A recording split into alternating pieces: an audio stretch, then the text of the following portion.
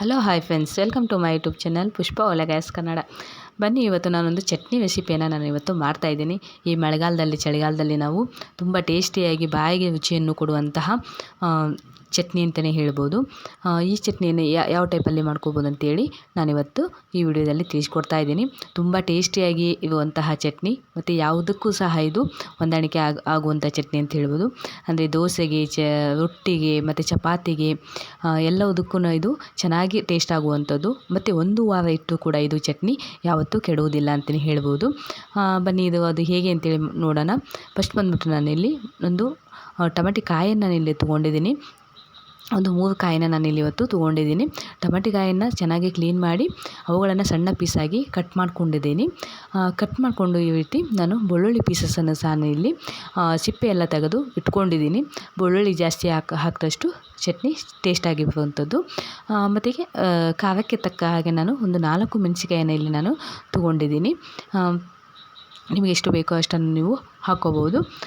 ಬನ್ನಿ, ಇವಾಗ ನಾನು ಬಂದುಬಿಟ್ಟು ಇವತ್ತು ಚಪಾತಿಯನ್ನು ನಾನಿಲ್ಲಿ ಮಾಡ್ಕೊಂಡಿದ್ದೀನಿ. ಇದರೊಟ್ಟಿಗೆ ನಾನು ಇದೊಂದು ಚಟ್ನಿಯನ್ನು ಮಾಡಿಕೊಂಡ್ರೆ ನಾವು ಯಾವುದೇ ರೀತಿ ನಾವು ಮತ್ತು ಪಲ್ಯ ಎಲ್ಲ ಮಾಡಲಿಕ್ಕೆ ಅವಶ್ಯಕತೆ ಇರುವುದಿಲ್ಲ. ಖಾಲಿ ಒಂದು ಚಟ್ನಿಯಲ್ಲೇ ಒಂದು ಹೊತ್ತಿನ ಊಟವನ್ನು ನಾವು ಮುಗಿಸ್ಕೊಳ್ಬೋದು. ಅಂದರೆ ಟೈಮ್ ಇಲ್ಲದೇ ಇರೋ ಟೈಮಲ್ಲಿ ಈ ರೀತಿಯ ಚಟ್ನಿಯನ್ನು ಮಾಡಿಕೊಂಡಾಗ ನಮಗೆ ಟೈಮ್ ಕೂಡ ಉಳಿಯುವಂಥದ್ದು. ಅಥವಾ ಕೆಲಸಕ್ಕೆ ಹೋಗಿ ಮನೆಗೆ ಬಂದಾಗ ನಾವು ನೈಟ್ ಟೈಮಲ್ಲಿ ಕೂಡ ಇದನ್ನು ಮಾಡ್ಕೋಬೋದು. ಒಮ್ಮೆ ಮಾಡ್ಕೊಂಡು ಇಟ್ಕೊಂಡ್ರೆ ಫ್ರಿಜ್ಜಲ್ಲಿ 1 ವಾರ ತನಕ ಯಾವುದೇ ರೀತಿ ಏನೂ ಆಗೋದಿಲ್ಲ. ಈ ಚಟ್ನಿ ತುಂಬ ಟೇಸ್ಟಿಯಾಗಿರುವಂಥದ್ದು. ನೋಡಿ, ನಾನು ಇವಾಗ ನಾನು ಚಪಾತಿಯನ್ನು ಮಾಡಿಕೊಂಡೆ. ಚಪಾತಿ ಮಾಡ್ಕೊಂಡ್ಬಿಟ್ಟು ಅದೇ ಕಾವಲಿಗೆ ನಾನು ಈ ಟೊಮೆಟೊಕಾಯಿ ಪೀಸಸನ್ನು ಇಲ್ಲಿ ನಾನು ಚೆನ್ನಾಗಿ ಹುರ್ಕೊತಾ ಇದ್ದೀನಿ. ಈ ಟೈಪಲ್ಲಿ ಮಾಡ್ಕೊಂಡ್ರಿಂದ ತುಂಬ ನಮಗೆ ಟೈಮ್ ಉಳಿಯುವಂಥದ್ದು. ಮತ್ತು ನಾವು ಯಾವುದೇ ರೀತಿ ಪಲ್ಯಗಿಲ್ಲ ಏನಾದರೂ ಮಾಡಲಿಕ್ಕೆ ಅವಶ್ಯಕತೆ ಇರುವುದಿಲ್ಲ. ಹಾಗಾಗಿ ತುಂಬ ಟೈಮ್ 2 ಸೆಕೆಂಡಲ್ಲಿ ಇದನ್ನು ನಾವು ಮಾಡ್ಕೋಬೋದು. ನೋಡಿ, ಇದನ್ನು ಚೆನ್ನಾಗಿ ನಾನು ಇವಾಗ ಹುರ್ಕೊತಾ ಇದ್ದೀನಿ. ಚೆನ್ನಾಗಿ ಬಿಸಿ ಮಾಡಬೇಕಾಗುತ್ತೆ. ಇದನ್ನು ಹಸಿ ವಾಸನೆ ಇರೋ ಹಾಗೆ ಬಿಡಬಾರ್ದು. ಹಸಿ ವಾಸನೆ ಹೋಗೋ ಮಟ್ಟ ಇದನ್ನು ಚೆನ್ನಾಗಿ ಹುರ್ಕೋಬೇಕಾಗುತ್ತೆ. ಇದಕ್ಕೆ ಬೇಕಾದರೆ ನಾವು ಶೇಂಗಾ ಕಾಳುವನ್ನು ಕೂಡ ನಾವು ಇದರಲ್ಲಿ ಸಹ ನಾವು ಹಾಕ್ಕೊಂಡು ಬಿಸಿ ಮಾಡ್ಕೋಬೋದು. ಅದನ್ನು ಹಾಕಿಲ್ಲ, ನಿಮಗೆ ಬೇಕಾದರೆ ಸಹ ನೀವು ಹಾಕ್ಕೋಬೋದು. ತುಂಬ ಟೇಸ್ಟಾಗಿರುವಂಥದ್ದು ಶೇಂಗಾ ಕಾಳು ಕೂಡ ಚೆನ್ನಾಗಾಗುವಂಥದ್ದು. ಇದಕ್ಕೆ ನಾನು ಶೇಂಗಾ ಕಾಳು ಹಾಕೋದಿಲ್ಲ, ಅದರ ಬದಲು ನಾನು ಯೂಸ್ ಮಾಡುವಂತಹ ಪೌಡರನ್ನು ಇಲ್ಲಿ ಹಾಕ್ತಾಯಿದ್ದೀನಿ. ನೋಡಿ, ಚೆನ್ನಾಗಿ ಇದನ್ನು ಫ್ರೈ ಮಾಡ್ಕೊತಾ ಇದ್ದೀನಿ. ಫಸ್ಟ್ ಟೈಮ್ ನನ್ನ ಚಾನಲ್ ನೋಡ್ತಾ ಇದ್ದರೆ ಪ್ಲೀಸ್ ಸಬ್ಸ್ಕ್ರೈಬ್ ಮಾಡ್ಕೊಳ್ಳಿ, ಬೆಲ್ ಬಟನ್ ಆನ್ ಮಾಡಿ. ಇದೇ ಥರ ಹೊಸ ವಿಡಿಯೋ ನೋಟಿಫಿಕೇಷನ್ ಬರ್ತದೆ. ಪ್ಲೀಸ್ ಸಬ್ಸ್ಕ್ರೈಬ್ ಮಾಡ್ಕೊಳ್ಳಿ, ಸಪೋರ್ಟ್ ಮಾಡಿ. ನೋಡಿ, ನಾನು ಇವಾಗ ಎಲ್ಲ ಚೆನ್ನಾಗಿ ಹುರ್ಕೊಂಡಿದೆ. ಚೆನ್ನಾಗಿ ಇದು ಫ್ರೈ ಆಗಿದೆ. ಬಟ್ ಮೆಣಸಿಕಾಯಿ ಇದರಲ್ಲಿ ಚೆನ್ನಾಗಿ ಫ್ರೈ ಆಗಿಲ್ಲ. ಹಾಗಾಗಿ ನಾನು ಮೆಣಸಿಕಾಯಿನ ಸಪ್ರೇಟಾಗಿ ಮತ್ತೊಮ್ಮೆ ಸ್ವಲ್ಪ ಫ್ರೈ ಮಾಡ್ಕೊತೇನೆ. ಸ್ವಲ್ಪ ಎಣ್ಣೆ ಹಾಕಿ ಇದನ್ನು ಚೆನ್ನಾಗಿ ಮಿಕ್ಸ್ ಮಾಡಿಕೊಂಡು ತೆಗಿಬೇಕಾಗುತ್ತೆ ಟೊಮೆಟೊಕಾಯನ್ನು. ನೋಡಿ, ನಾನು ಇವಾಗ ಎಲ್ಲ ಚೆನ್ನಾಗಿ ಫ್ರೈ ಮಾಡಿಕೊಂಡು ತಗೊಂಡಿದ್ದೀನಿ. ಇವಾಗ ಬಂದುಬಿಟ್ಟು ನಾನು ಸ್ವಲ್ಪ ಕರಿಬೇವಿನ ಸೊಪ್ಪನ್ನು ಹಾಕ್ಕೊಂಡಿದ್ದೀನಿ. ಮತ್ತು ಜೀರಿಗೆಯನ್ನು ಸಹ ನಾನಿಲ್ಲಿ ಹಾಕ್ಕೊಂಡಿದ್ದೀನಿ. ಮತ್ತು ಬಂದುಬಿಟ್ಟು ಕೊತ್ತಂಬರಿ ಸೊಪ್ಪನ್ನು ಸಹ ನಾನಿಲ್ಲಿ ಹಾಕ್ಕೊಂಡಿದ್ದೀನಿ.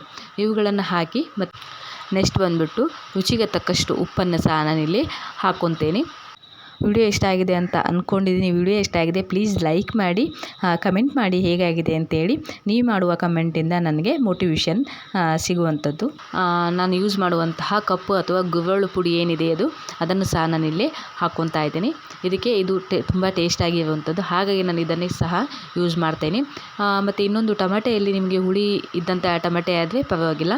ಹುಳಿ ಇಲ್ಲದೇ ಇರುವಂತಹ ಟೊಮೆಟೆ ಆದರೆ ಇದಕ್ಕೆ ಸ್ವಲ್ಪ ಹುಳಿಯನ್ನು ಸಹ ನಾವು ಹಾಕ್ಕೋಬೋದು. ಹುಳಿ ಹಾಕಿ ನಾವು ಚಟ್ನಿಯನ್ನು ಮಾಡೋದ್ರಿಂದ ನಾವು 1 ವಾರ ಇಟ್ಟು ಕೂಡ ಇದನ್ನು ಫ್ರಿಜ್ಜಲ್ಲಿ ಯಾವುದೇ ರೀತಿ ಹಾಳಾಗುವುದಿಲ್ಲ. ಸಿಹಿಯನ್ನು ಇಷ್ಟಪಡುವವಿದ್ದರೆ ಇದಕ್ಕೆ ಸ್ವಲ್ಪ ಸ್ಮಾಲ್ ಸೈಜಲ್ಲಿ ಬೆಲ್ಲವನ್ನು ಸಹ ನಾವು ಇದಕ್ಕೆ ಹಾಕ್ಕೋಬೋದು. ಹುಳಿ ಸಿಹಿಯಾಗಿ ತುಂಬ ಚಟ್ನಿ ತುಂಬ ಟೇಸ್ಟಾಗಿ ಬರುವಂಥದ್ದು. ಬಟ್ ನಾನು ಬೆಲ್ಲವನ್ನು ಹಾಕೋದಿಲ್ಲ. ನೋಡಿ, ಈ ಟೈಪಲ್ಲಿ ನಾನು ಇದನ್ನು ಸಣ್ಣದಾಗಿ ಮಾಡ್ಕೊಂಡಿದ್ದೀನಿ. ಇಷ್ಟು ಸಣ್ಣದಾದರೆ ಸಾಕಾಗುತ್ತೆ. ತೀರಾ ನೈಸಾಗಿ ಆದರೆ ಟೇಸ್ಟ್ ಆಗೋದಿಲ್ಲ. ನೆಕ್ಸ್ಟ್ ಇದನ್ನು ಒಂದು ಬಟ್ಟಲಿಗೆ ನಾನು ಸಿಪ್ ಮಾಡ್ಕೊಂಡಿದ್ದೀನಿ. ಈ ಟೈಪಲ್ಲಿ ಸಿಪ್ ಮಾಡಿಕೊಂಡು ಮೇಲೆ ಒಂದು ಮುಚ್ಚಳ ಮುಚ್ಚಿ ನಾವು ಫ್ರಿಜ್ಜಲ್ಲಿ ಸ್ಟೋರ್ ಮಾಡಿ ಇಡ್ಬೋದು. ಇವತ್ತು ಬಂದುಬಿಟ್ಟು ನಾನು ಇದನ್ನೇ ಚಪಾತಿ ಒಟ್ಟಿಗೆ ಮಾಡಿದ್ದೀನಿ. ಚಪಾತಿಯನ್ನು ನೋಡಿ, ಚಪಾತಿ ಒಟ್ಟಿಗೆ ಈ ಚಟ್ನಿ ಮತ್ತು ಸ್ವಲ್ಪ ಮೊಸರನ್ನು ಸಹ ನಾವು ಇದಕ್ಕೆ ಆ್ಯಡ್ ಮಾಡ್ಬೋದು. ಮೊಸರು ಮತ್ತು ಈ ಚಟ್ನಿಯನ್ನು ನಾವು ಎರಡೂ ಮಿಕ್ಸ್ ಮಾಡಿ ತಿನ್ನೋದ್ರಿಂದ ತುಂಬ ಟೇಸ್ಟಿಯಾಗಿ ಸಿಗುವಂಥದ್ದು ಬಾಯಲ್ಲಿ. ಮತ್ತು ಮೊಸರು ಬೇಡ ಅಂದರೆ ಇದಕ್ಕೆ ಸ್ವಲ್ಪ ತುಪ್ಪವನ್ನು ಆ್ಯಡ್ ಮಾಡಿ ಕೂಡ ನಾವು ಊಟ ಮಾಡ್ಬೋದು. ಅಥವಾ ತುಪ್ಪನೂ ಬೇಡ ಮೊಸರನ್ನು ಬೇಡ ಅಂದರೆ ಎಣ್ಣೆಯನ್ನು ಚಟ್ನಿಯನ್ನು ಸಹ ನಾವಿಲ್ಲಿ ಸ್ವಲ್ಪ ಹಾಕ್ಕೊಂಡು ತಿನ್ಬೋದು, ಅಥವಾ ಖಾಲಿ ಚಟ್ನಿಯನ್ನು ಸಹ ನಾವಿಲ್ಲಿ ತಿನ್ಬೋದು. ಓಕೆ ಬಾಯ್, ಮತ್ತೊಂದು ಹೊಸ ವಿಡಿಯೋಗೆ ಸಿಗೋಣ. Thank you.